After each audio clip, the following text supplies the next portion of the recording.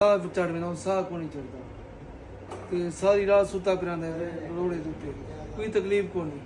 शुक्र अल्हम्दुलिल्लाह हुण मुकम्मल तौर ते सेहतयाब थी शुक्र गए। अल्लाह पाक दा। पहले छोटी दे कोल चल सी काम ठीक है। और छोटी टोड़ वेंदा बगैर छोटी दे भी पहले मेरे को पक्का दे टूर वेंदे बेगम है भाई है अबू है अम्मी है और छोटी दे वेंदा बगैर छोटी दे पास वेंदा कैंसर की दवाई कहन गया या कैंसर हुण मुकम्मल तौर ते शुक्र अल्हम्दुलिल्लाह ये वो दवाई को खत्म नहीं करती कोई गल थोड़ा बन गई पूंड जे ना एक पूंड होने ना पूंड उनका घर खत्म किया पूंड खत्म कर दिता है और जेडी उनकी वजह से इतना लोथड़ा बने ना उनकी सर्जरी हो रही है। अच्छा वो ये नहीं मुकदा ये मां से वो बाद करा दी वो ना मसला को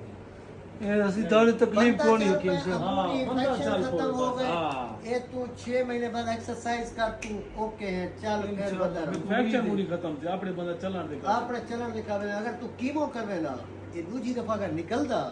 ते इतना जालिम हो गया कि तेरे कवारे ची ना असा देखो ना बंदा आख्या से को असा गया से विक्टोरिया बालपुर आके दोबारा सर्जरी को मैं क्या सही कराऊंगा एक दफा सर्जरी हो गई है ना बोला दोबारा क्यों थी वे दोबारा वजरान जो है बता रहा है सी दर्द को नहीं तकलीफ को नहीं मैं के और सर तेरा किना लंबिया राता यहीं पर सुता पिरावा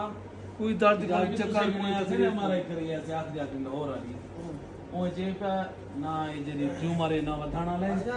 कैंसर जी मैं वैसे आके लोथड़ा बढ़ गई।